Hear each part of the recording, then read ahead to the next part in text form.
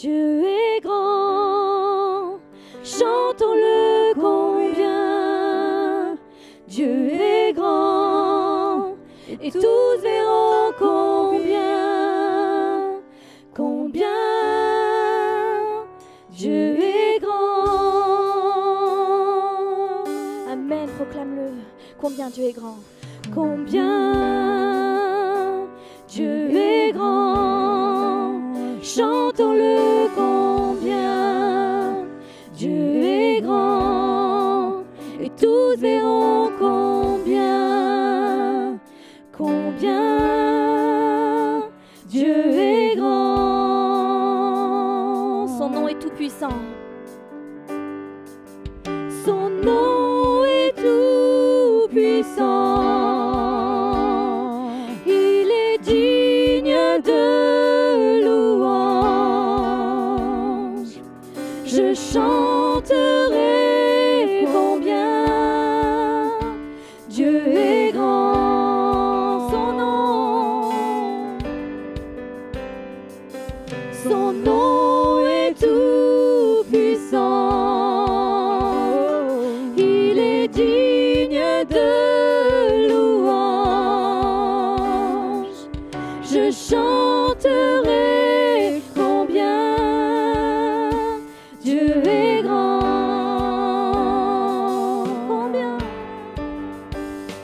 Combien Dieu est grand.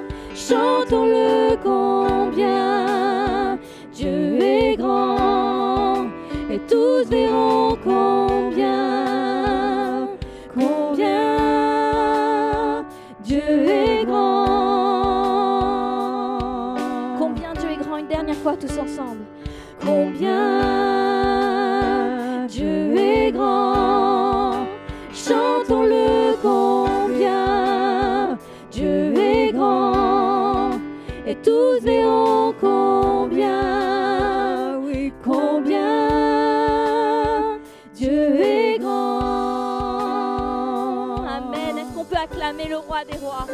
Amen. Combien notre Dieu est grand, qu'il est bon de le louer, de glorifier son nom. Amen. Alléluia. Soyez bénis.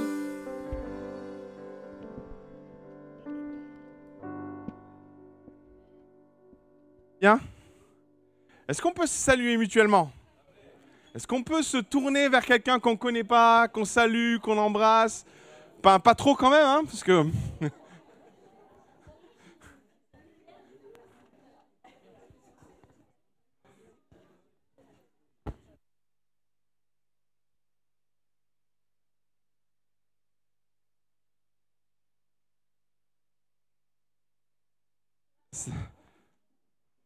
Waouh, il y a des choses à se dire de ce côté-là. Parfait. J'espère que vous allez bien. C'est important de chanter ces chants ou d'interpréter ces chants en les réalisant. C'est ce qui nous a été plus ou moins dit par des dons spirituels, mais pas que, en fonction de ce que l'on vit. Et c'est vrai que nous vivons des temps un peu particuliers de notre côté. Jeudi, nous sommes allés voir ma cousine. Et je vous avoue que c'est pas réjouissant. Et donc, elle est rentrée en soins palliatifs, ce qui n'est jamais une bonne nouvelle, en fait, hein. Il faut se dire les choses. Et du coup, dans notre échange et dans les échanges qu'on a eus avec elle, elle nous a dit plusieurs fois « Je m'attends à mon miracle ». Alors, on s'attend à son miracle.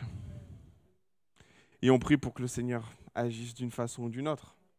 Parce que là, sans miracle, je vous avoue que, bon, on n'en est pas là.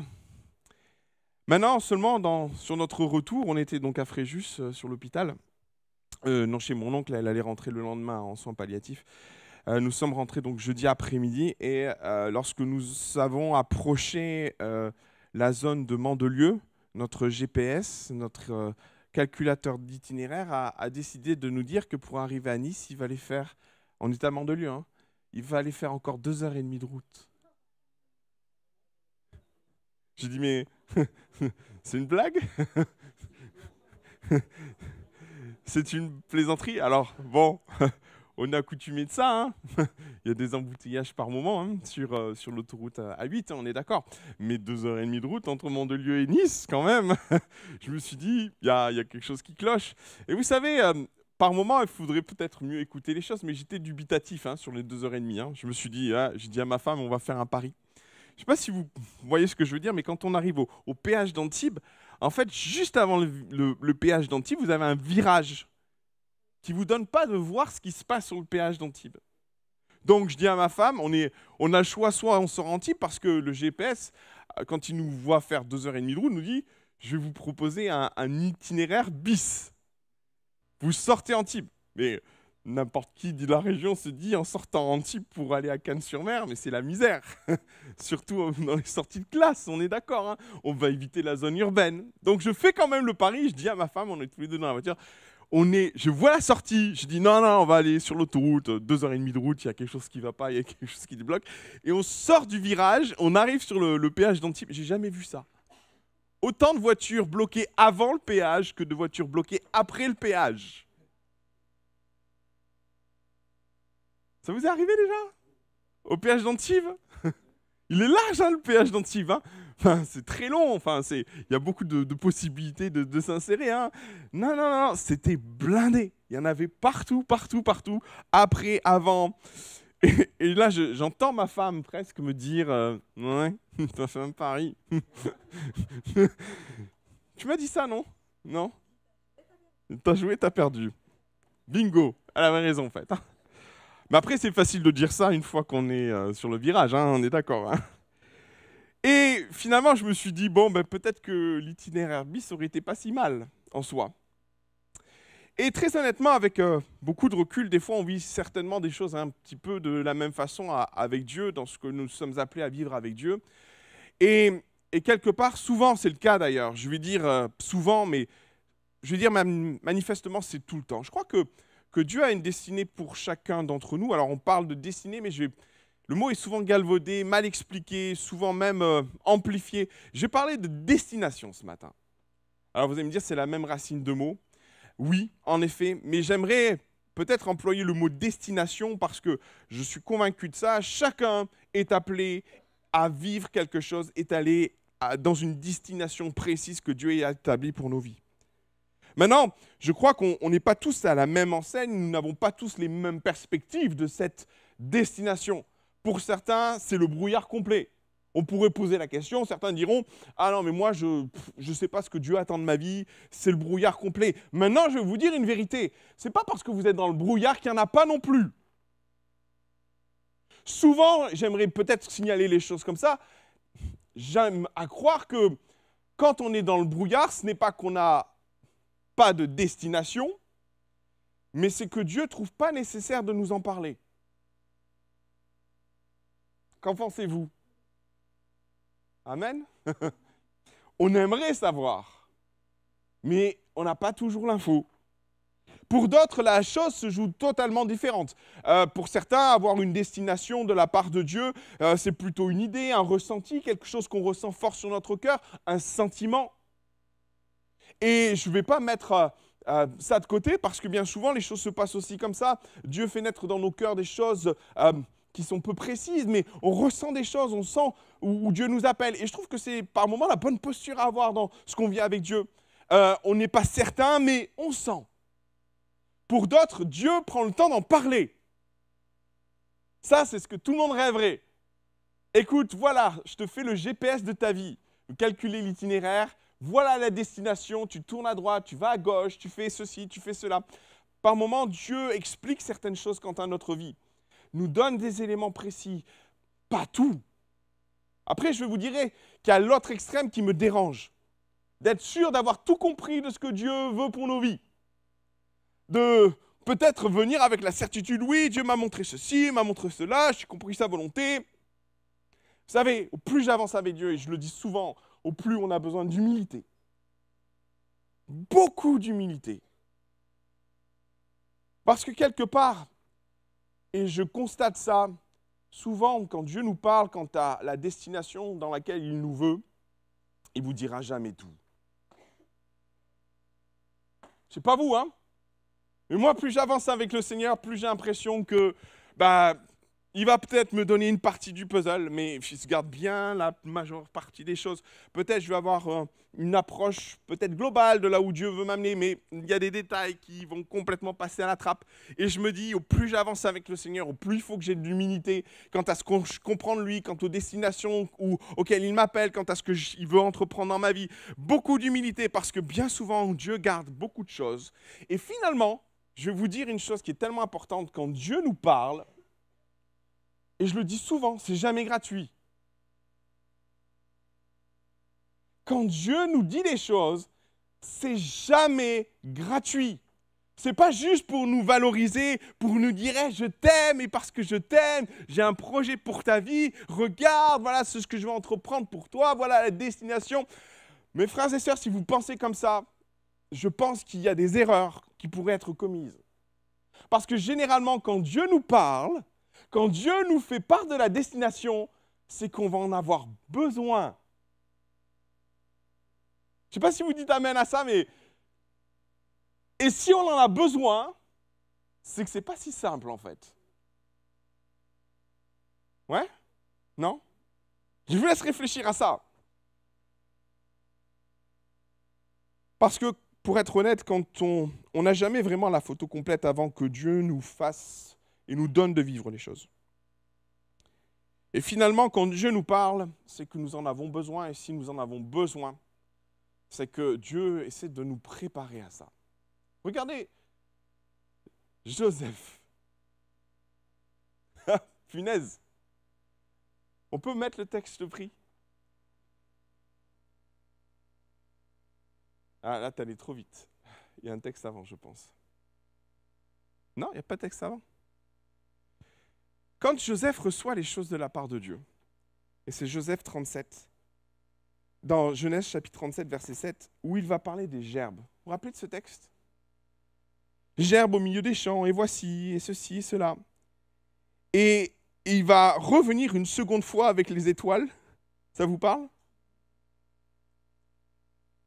Avez-vous remarqué que le descriptif prête à une certaine forme d'interprétation, mais finalement, dans la réalité des choses, nous qui avons le recul sur la vie de Joseph, eh bien, quelque part, on se dit l'itinéraire n'a pas été simple. Je ne sais pas ce que vous en pensez. Et je suis convaincu d'une chose, c'est que Dieu a besoin de parler à Joseph plus qu'à sa famille pour que Joseph s'accroche à ce que Dieu lui a dit. Amen. Parce qu'il a bien fallu qu'il s'accroche à quelque chose, Joseph, pour avancer dans sa vie. Et par rapport à tout ce qu'il a vécu. Je crois très clairement que dans ce passage-là, et c'est sans doute le premier réflexe qu'on a, et je vais revenir sur l'idée de mon itinéraire bis, quand on lit ce texte, sa famille va faire des raccourcis. Son père va faire des raccourcis. Si vous lisez bien le texte, le père de Joseph va dire à Joseph, mais est-ce que tu es en train de dire qu'à un moment donné, tu vas régner sur nous? Et il va être en colère après son fils. Les frères de Joseph, qui étaient déjà hargneux vis-à-vis de lui suite à ce rêve, vont être encore plus belliqueux avec lui, et sans doute que le rêve que Joseph va faire va entraîner des successions d'événements qui vont amener Joseph à être vendu dans un puits, puis esclave, et je vais passer la suite de l'itinéraire de Joseph. Mais clairement, vous constaterez une chose, c'est que quand on reçoit peut-être des choses de la part de Dieu, ou quand on a une pensée, ou peut-être une destination, notre cerveau va chercher d'entrée de jeu à aller au plus rapide. Un peu comme moi avec mon itinéraire pour Ganiken-sur-Mer. Et finalement, bien souvent, et c'est ça que j'aimerais peut-être asseoir sur votre cœur premièrement, et par rapport à l'idée même d'un itinéraire bis, l'itinéraire bis, ce n'est pas l'itinéraire qu'on prendrait, hein, on est d'accord? Notre cerveau va fonctionner de la façon suivante. Est-ce qu'on peut mettre les vignettes suivantes, je te prie? Vas-y, vas-y. Voilà. Ça, c'est notre cerveau. On a un point de départ. Et quand Dieu dépose une destination dans notre cœur, ou peut-être qu'on a une idée de là où Dieu nous veut, notre cerveau va aller très vite. Alors c'est tellement basique ce que je suis en train de raconter, hein. Mais on calcule de cette façon-là. Quand Joseph est en train d'expliquer ses rêves, je vais juste vous partager les paroles de ses frères. Est-ce que lui, il est dans cette réflexion-là? Peut-être, mais il ne le dit pas. Par contre, le fait de le dire, j'ai envie de dire, Joseph, est-ce que c'est malin d'aller dire certaines choses à des gens qui ne t'aiment pas? Ouais? Alors, écoutez bien ce qu'il est dit. Au verset 8 du chapitre 37. Ses frères lui dirent, « Est-ce que tu régneras sur nous? Est-ce que tu nous gouverneras? » Et ils le haïrent encore plus, à cause de ses songes et à cause de ses paroles. Joseph a un deuxième rêve.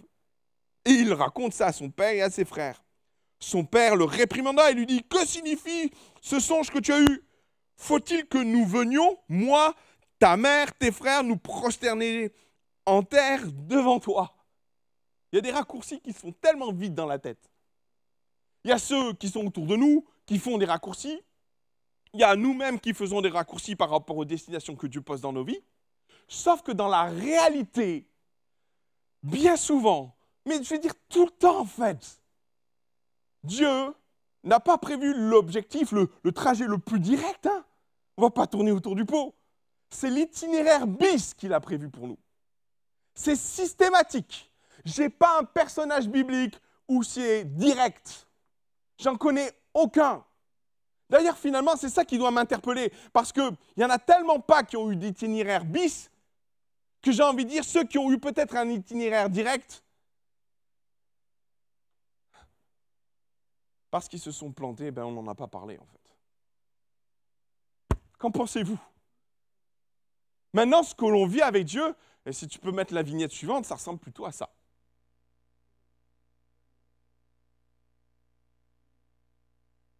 L'itinéraire bis, c'est l'itinéraire qu'on ne prendrait jamais. Il est plus long, il est plus sinueux, il est plus compliqué, il est peut-être plus fatigant. Ce n'est pas l'itinéraire qu'on a envie de prendre, l'itinéraire bis. Non, en général, même on le prend quand on a le temps. On vous fait visiter la route des vins, on vous fait passer par les châteaux de la Loire, on vous détourne de l'autoroute. En fait, on est d'accord, c'est quand on a du temps, mais généralement, on n'a pas le temps. On a envie de vivre ce qu'on a envie de vivre là, maintenant, tout de suite. On a envie de vivre les choses de la façon la plus simple. Je pense souvent à regarder tous les personnages bibliques qui ont vécu ça. Même Jésus a eu ça. Tous. Que ce soit Noé, que ce soit Abraham. Mais Dieu pose en lui une destination. Je t'amènerai dans un endroit où que je t'indiquerai. Bon, il n'a pas un moment de destination, mais je vais te guider sur le chemin. Ça a pris des années. Il est passé par Charan, il a fait une pause à Charan, il est reparti. Et puis une fois qu'il est reparti. Et vous savez, ces itinéraires-là, il y a les bons et les mauvais côtés. Par moments, on fait de bonnes rencontres. Hein? Par moments, ce n'est pas le cas. Sur l'itinéraire bis, vous pouvez tomber sur un tracteur. Vous aimez les tracteurs sur les itinéraires bis? Non? Ou un arbre qui s'écroule sur la route. Maintenant, transposons ça à nos vies et est-ce qu'on peut vivre dans notre quotidien, dans notre cheminement, où Dieu dépose des choses dans nos vies, sur notre cœur, et finalement, nous sommes sur l'itinéraire bis, on peut se poser des questions, mais quand est-ce que j'arriverai? Déjà. Et puis, on va dans des endroits où on ne pensait jamais aller, on rencontre des personnes qu'on ne pensait jamais rencontrer. Regardez Abraham, l'itinéraire bis de sa vie l'a conduit à faire des choses atroces. Des erreurs. Et vous savez, moi j'ai appris une chose dans mon cheminement, tout ça contribue à rentrer dans ce que Dieu veut. Il faut comprendre une portée et peut-être avoir une meilleure, une plus grande confiance dans Dieu, dans ce que nous vivons. L'itinéraire bis, mes frères et sœurs, est un projet que Dieu a pour nos vies. Et Dieu permet tellement de choses sur l'itinéraire bis, tellement d'événements, tellement de rencontres. Par moments, Dieu permet des erreurs. Notez les erreurs d'Abraham. C'est un truc de fou. Il est presque en train de vendre sa femme. Aucune de vous, mesdames, ne se serait laissé faire. Hein? On est d'accord, hein? Le MeToo, là, waouh, bam. Et là, Abraham, il est en train de négocier sa femme pour qu'elle ait des rapports avec... Attendez, Et Dieu permet ça. Dieu permet les... Et on se dit, mais où tu veux en venir avec cet homme, où tu veux en venir avec Abraham? Et mes frères et sœurs, on est en droit aussi de se poser la question, si on ne savait pas la suite sur Joseph, où tu veux en venir avec Joseph? Tellement la route et l'itinéraire bis est compliqué. Ce n'est pas le choix qu'on ferait, l'itinéraire bis. Et pourtant, c'est bien souvent le chemin que Dieu emploie. C'est bien souvent le chemin que Dieu veut nous amener à vivre. Alors la question qui pourrait venir sur notre cœur, mais pourquoi Seigneur l'itinéraire bis? Alors il y a des réponses toutes faites et évidentes. Dieu a besoin de nous préparer. Évidemment. L'itinéraire bis n'a pas pour but simplement de nous casser les pieds, nous faire retarder en chemin, nous casser les pieds ou nous faire... Tout cela va contribuer à faire émerger la personne que Dieu veut que nous soyons, mettre en place la personne que Dieu veut utiliser, mettre en place les qualités, la vision des choses, la bonne attitude, par des tests. Vous imaginez Joseph, par quoi il est passé? Rejeté par ses frères, vendu, il tombe chez Potiphar, il fait bien le job, et là, la femme de Potiphar essaie de l'entraîner dans son lit, il fuit tout nu, il se retrouve en prison, il est innocent, au fin fond d'une prison, c'est le donjon dans lequel il se trouve, et là, il fait bien le job. Et puis, comme il fait bien le job, tout passe par lui. Et puis là, il y a une porte qui s'ouvre, il y a deux gars qui font des rêves bizarres. Et là, Joseph trouve le moyen d'exprimer ce que Dieu est en train de dire. Les chansons sortent de prison. Joseph espère que lui aussi. Et puis non. Waouh, mais pourquoi, Seigneur? Et sans doute qu'il y avait des choses dans la vie de Joseph qu'il devait apprendre et comprendre. Franchement, Joseph, j'ai une telle estime pour lui, mais sans doute que Dieu était en train de faire cheminer Joseph dans certains domaines. Peut-être qu'il voulait l'amener à comprendre une réalité. Vous savez, il y a ce texte tellement particulier où Joseph se retrouvait entre ses frères. Et on sent quand même qu'il y a une bascule où à un moment donné, il les a à sa merci, ces frères-là. Qu'est-ce qu'il va décider? Est-ce qu'il pardonne ou il règle les comptes? Je vais vous dire une vérité, je pense que ça nécessite une école de patience. Et je pense que le cheminement de Joseph a permis à Joseph de prendre la bonne décision à ce moment-là précis. On n'aime pas ces itinéraires. Parce qu'ils nous changent. Ils nous changent. Et sans doute qu'on a besoin d'être changé. L'itinéraire bis a aussi une autre raison. Une raison qui est peut-être sans doute moins évidente, mais qui est sans doute peut-être la plus importante parce que la destination n'est pas une question de nous, indépendamment des autres. La destination que Dieu prépare n'est pas une question d'aboutissement personnel ou de réussite personnelle. Parce que bien souvent, dans ce que nous percevons, dans l'idée même de la destinée, il y a quelque chose qui est très dérangeant dans l'idée de la destinée. Il y a la gloire qui est associée à ça, le ministère qui est associé à ça, mais qui est très associé à ce que nous sommes nous. Mais ne vous trompez pas. Ne vous trompez pas. Dans la route que Dieu entreprend et dans l'idée de l'itinéraire bis, Dieu ne poursuit pas un développement personnel, quoique c'est en filigrane, mais Dieu poursuit un but précis. Et j'aimerais vous dire, je vais vous décevoir, c'est pas vous.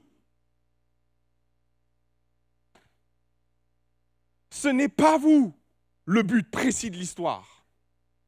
Si Dieu vous fait prendre l'itinéraire bis, c'est qu'il a un projet supérieur dans lequel vous êtes, mais vous n'êtes pas le but. Joseph va le dire. Genèse chapitre 50. Et là, si tu peux pas mettre le texte. Regardez ce qu'il nous est dit. On est à la fin de la Genèse, il s'est passé beaucoup de choses. Les premiers frères de Joseph, sans doute, sont disparus. C'est les enfants qui viennent voir Joseph. Et notez tout ce qu'il est dit. Joseph a la big picture maintenant, il comprend mieux pourquoi il est là. Soyez sans crainte, car suis-je à la place de Dieu? Verset 20. Vous aviez médité de me faire du mal. Dieu l'a changé en bien pour accomplir ce qui arrive aujourd'hui. Et il précise, pour sauver la vie à un peuple nombreux. La destination, c'est pas toi. derrière la destination, il y a un projet qui nous dépasse de loin. Et finalement, on comprend, et Joseph va le dire, soyez donc sans crainte, je vais vous entretenir. Et le mot est tellement fort parce que quand on regarde le texte et quand on approfondit, c'est je vais vous nourrir, je vais vous soigner, je vais prendre soin de vous. Et d'ailleurs, Joseph va très bien le faire puisqu'à la sortie, à l'arrivée, ils sont peut-être 1000, à la sortie, ils sont 2 millions. Tout va bien? Joseph a fait le job, on est d'accord? Mais on se rend compte que Joseph a bien compris, avec un peu de recul, de quoi il s'agit. C'est pas moi le centre du projet. La destination ne concerne pas moi, mais concerne pour Joseph, en tout cas, le salut du peuple. Et la plupart du temps, mes frères et sœurs, c'est ça toute l'histoire. L'itinéraire bis n'a pas pour objet nous, ou nous entretenir nous, mais de préparer ce qui doit se préparer. Et finalement, c'est souvent ce qui nous échappe, parce que nous regardons souvent les choses de notre façon, dans notre compréhension des choses, peut-être malheureusement de façon très maladroite, parce qu'on est trop porté sur nous-mêmes, ou on s'intéresse trop à nous-mêmes. Et Dieu nous dit, mais attends, t'es qu'une pièce du puzzle. Et oui, si j'ai mis une destinée ou une destination sur ta vie, fais gaffe, parce que tu pourrais penser être arrivé, alors que la suite est là. C'est très intéressant, parce que ça soulève 2 sous-problèmes. C'est que si par moment nous ne rentrons pas et nous n'arrivons pas à la destination, c'est que peut-être nous ne sommes pas prêts, on est d'accord? Oui? Ou peut-être c'est l'objectif qui n'est pas vrai. Non? Oui? Je sais pas, hein? Réfléchissez bien à ça. Parce qu'on pourrait penser que c'est nous le problème dans le fait, non, c'est juste pas le temps. L'objectif n'est pas prêt. Je suis désolé, mais je suis en train de détourner le problème parce que, quelque part, des fois, on centralise trop les choses dans ce que nous vivons. Ah oui, hein. Il est une réalité qu'il nous faut comprendre dans ce que Dieu nous appelle à vivre et dans le cheminement dans lequel nous passons. La destination n'est pas que pour nous-mêmes. Et attention d'ailleurs. Attention, le but que Dieu poursuit, c'est l'autre au travers de nous. Aussi, le but que Dieu poursuit dans nos vies n'est pas seulement de te bénir. Ok? Là, posons des vrais mots, là. Notre destination est associée à une bénédiction qu'on attend. Hein? Mais reprenons les choses. L'objectif, le but que Dieu poursuit n'est pas de te bénir, mais de faire de toi une bénédiction. Amen? Ok? Vous êtes d'accord avec ça? Bon, il faut s'accrocher, hein? Mais c'est tellement vrai, en fait. Sur cet itinéraire bis, il se passe beaucoup de choses, d'ailleurs. Quand on comprend que nous ne sommes pas le centre de l'équation, parce que c'est ça, en fait, qui se passe. On comprend sans doute les événements qui vont suivre et les aléas de ce qu'on peut vivre sur cet itinéraire bis. Regardez, j'en ai touché 2 mots dans Genèse 40, verset 21, lorsque il y a l'histoire de l'échanson. Oh là là! Franchement, des fois, vous savez, on croit que nos prières, elles aboutissent, mais non. On croit toucher le bout du truc. Mais non. Joseph est en prison, il parle de la part de Dieu à l'échanson du roi, il lui dit, voilà ce qui va se passer, tu vas sortir de prison, et puis Dieu va te rétablir. Et je suis sûr que dans le cœur de Joseph, quelque part, il s'est dit, ça y est, j'ai ma sortie de prison.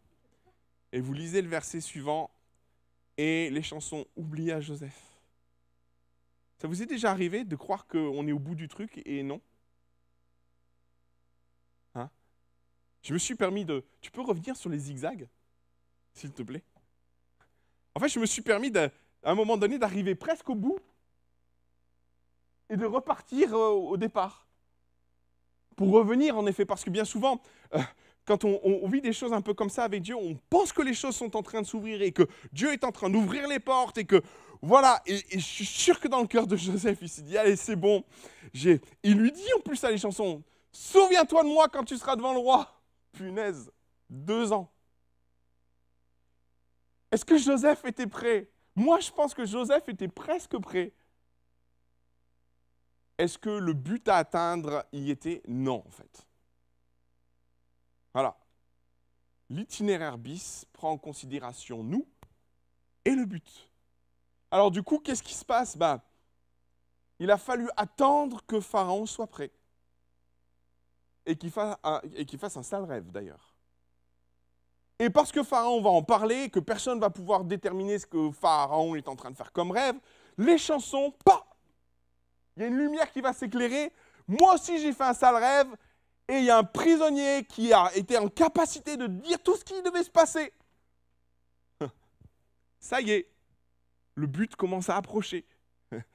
Et là, on fait basculer Joseph. Et vous savez, dans les moments sur l'itinéraire bis, c'est tellement important de comprendre ça. Par moment, on est sur l'itinéraire bis et on a l'impression qu'il ne se passe rien. C'est ça qui, sans doute, est le plus dur, en fait. On a l'impression qu'il ne se passe rien. Joseph est au courant de rien. Il est dans son trou prisonnier. Il ne sait pas du tout ce qui se passe. Il ne connaît pas le rêve de Pharaon. Il est au courant de rien, Joseph. Il est dans sa prison, peut-être en train de se dire « Seigneur, Seigneur, l'itinéraire, j'en peux plus. » Peut-être c'est votre cas. Et Joseph est en train peut-être de pleurer au fond de sa prison en disant « Mais Seigneur, je ne comprends pas, j'ai tout fait bien, j'ai fait ceci, j'ai fait cela. » Dieu aurait pu dire à Joseph, on y est presque, le but, on y arrive. Parce que le but, ce n'est pas de te sortir de prison, Joseph. Joseph, nous, on a la big picture, on en comprend. Mais Joseph, lui, il ne comprend pas pourquoi il est là. Il ne connaît pas les raisons de pourquoi, mais Dieu poursuit son objectif. Joseph, tu n'es pas le but.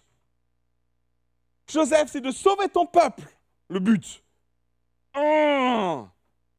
Alors du coup, Joseph est au fond de sa prison. Dieu est en train de mettre en place les circonstances, les chansons, est en train de parler au cœur de Joseph, au cœur du Pharaon qui va lui dire « Oui, je connais un juif au fond d'une prison qui pourrait t'aider, un hébreu qui va pouvoir traduire ton rêve et te dire ce qu'il en est. » Ils font sortir Joseph du jour au lendemain. Joseph sort de prison. Moi, j'aimerais vous dire une chose, et c'est ça qui est rassurant dans l'œuvre de Dieu, c'est que quand Dieu décide de basculer les choses, il ne fait pas dans un demi-mesure. Amen. Quand ça bascule, ça bascule. Le matin, il est au fond de son trou, il ne comprend pas ce qui se passe. Il y a un gars qui rentre, il y a un garde, il le rase, il le prépare, il l'habille, ils le font propre et tout. Qu'est-ce qui se passe? Il a dû se dire, c'est peut-être mon jour de mort, là, j'en sais rien. Enfin, et je suppose qu'ils ne sont pas forcément rentrés dans les détails. Pourquoi rentrer dans les détails avec un prisonnier?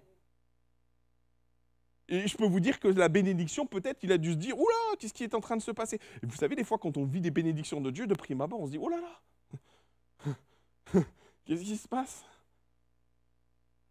Et Joseph, du jour au lendemain, va se retrouver à la cour du Pharaon et Dieu va le bénir. Et c'est là que c'est important de comprendre que quand on pense être arrivé, il y a la suite qui vient. Joseph s'installe, devient Premier ministre, plus rien ne passe au travers de ses mains, en tout cas tout est sous son contrôle. Tout le peuple d'Égypte se met à genoux devant lui, il l'honore, il le célèbre. Joseph a dû se dire, ça y est, je suis arrivé. Faux. Il a fallu que ses frères arrivent et qu'ils vivent tout ce qu'ils ont vécu avec ses frères pour arriver à comprendre que la finalité de l'itinéraire n'était pas son positionnement, mais de sauver son peuple. Eh oui. Ben oui. C'est là tout l'enjeu. Joseph, d'ailleurs, termine avec des mots qui sont tellement beaux, on l'a lu dans le chapitre 50, mais au verset 45 aussi, il le dit, tu peux le mettre, c'est exactement ce texte. Maintenant, ne vous affligez pas, on revoit les mêmes mots. Ne soyez pas fâchés de m'avoir vendu pour être conduit ici, car car c'est pour vous sauver la vie que Dieu m'a envoyé devant vous. Joseph est très lucide sur ce qu'il vit avec le recul, il comprend ce que Dieu l'a fait vivre et les raisons de pourquoi. Mais il fallait que Joseph soit Premier ministre. C'est compliqué. Les cheminements, les itinéraires bis que Dieu nous fait prendre. Voilà 2 ans que la famille est dans le pays et pendant ces 5 années encore, il n'y aura ni labour, ni moisson. Dieu m'a envoyé devant vous pour vous faire subsister dans le pays et pour vous faire vivre une grande délivrance. Ouais, c'est facile avec le recul de dire ça. Mais mes frères et sœurs, quand on vit les étapes et l'itinéraire bis que Dieu nous fait entreprendre, il nous manque la photo d'ensemble. Et on se rend compte que Dieu va bénir et Dieu va fortifier et œuvrer d'une façon extraordinaire dans la vie de Joseph afin de sauver son peuple. Maintenant, j'aimerais nous mettre en garde contre l'itinéraire direct. Parce que par moments, on pourrait être tenté par l'autoroute. Qui ne le serait pas? Est-ce que tu peux m'afficher Actes chapitre 7, 22? C'est un passage qui m'intéresse parce que on a Moïse et ce texte met en évidence des réalités spirituelles, des choses qui sont très intéressantes sur le Moïse qui était prince à cette époque-là et qui, à cette époque-là, avait déjà une idée de ce que Dieu attendait de lui. C'est remarquable parce que par moments, on a l'impression que Moïse entreprend des choses de façon impulsive. Non, non, non, non, non. Vous allez voir. Moïse fut instruit dans toute la sagesse des Égyptiens et il était puissant en parole et en œuvre. Vous vous rendez compte? Attendez, juste là, un instant. Moïse n'avait pas de problème de bégaiement à cette époque-là. Hein. Vous avez vu l'itinéraire bis?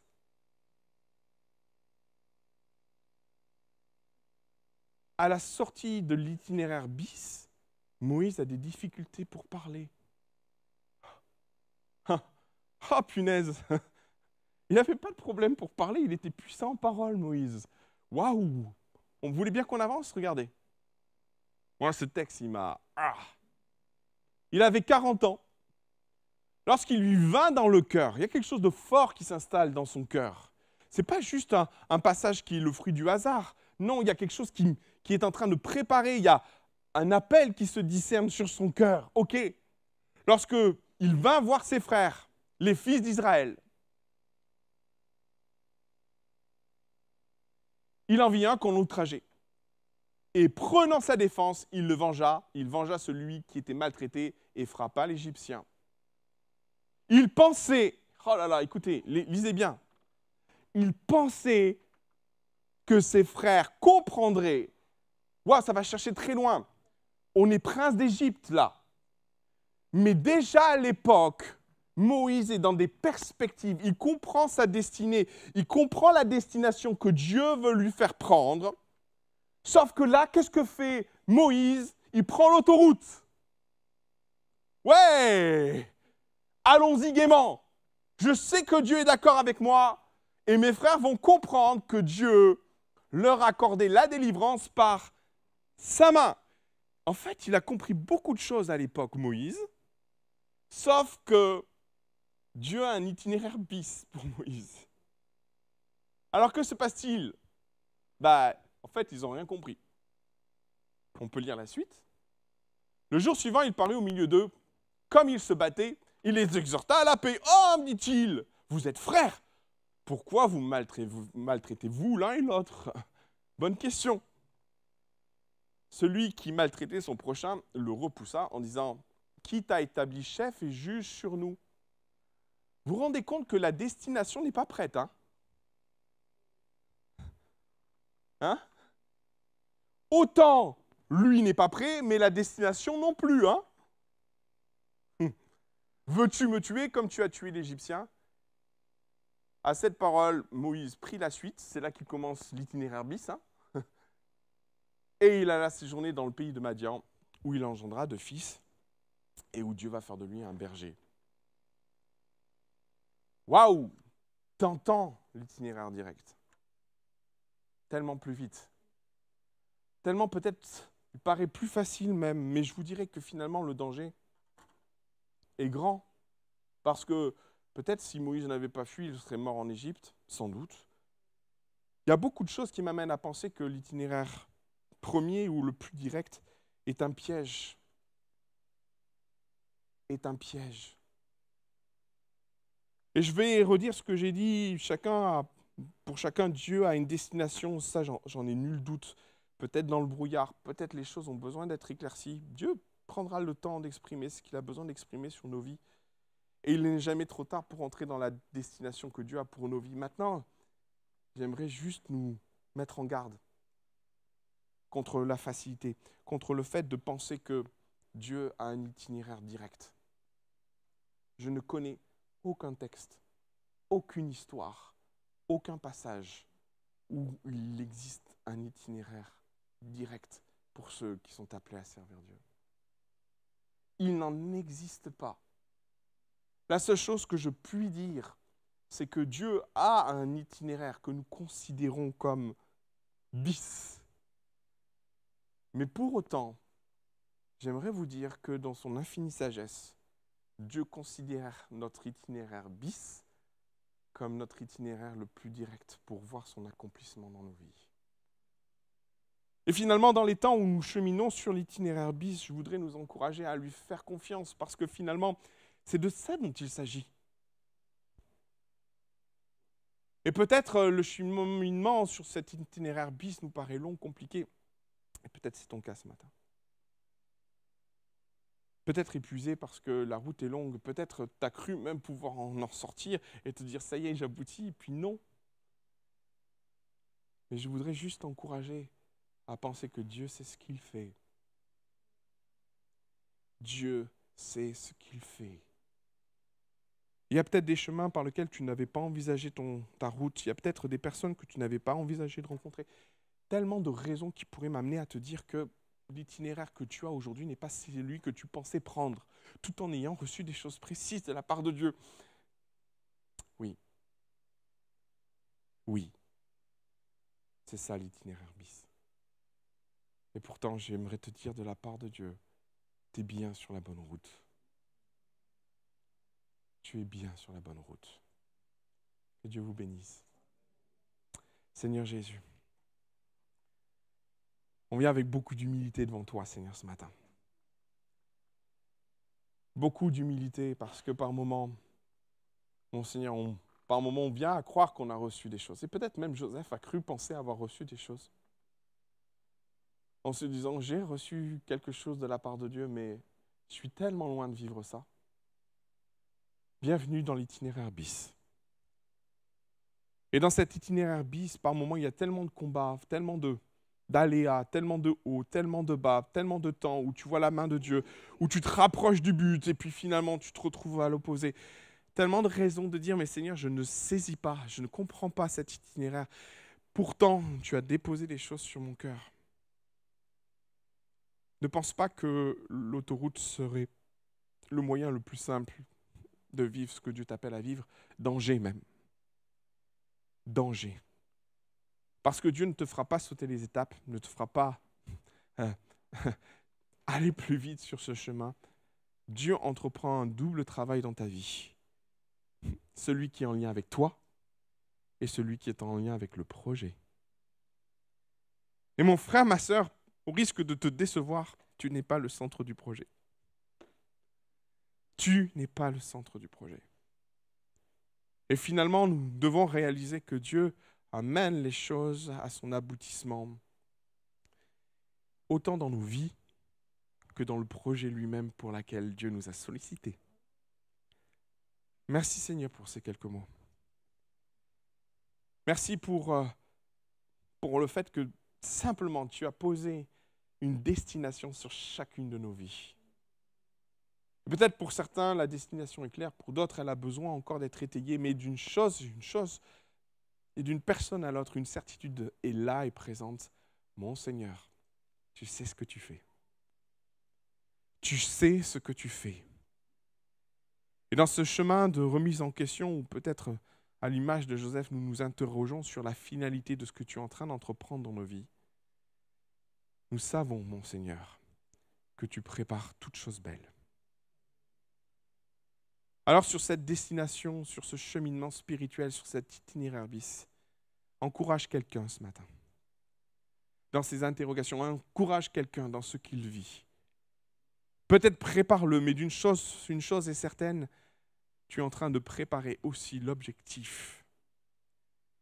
Merci mon Jésus de ce que tu entreprends et de ce que tu mets en place. Au-delà de notre intelligence, de nos capacités de calcul, au-delà de ce qu'on pourrait imaginer nous-mêmes, aide-nous à te faire confiance sur l'itinéraire bis de nos vies. Que ton nom soit loué et béni, Jésus. Amen. Amen. Que Dieu vous bénisse.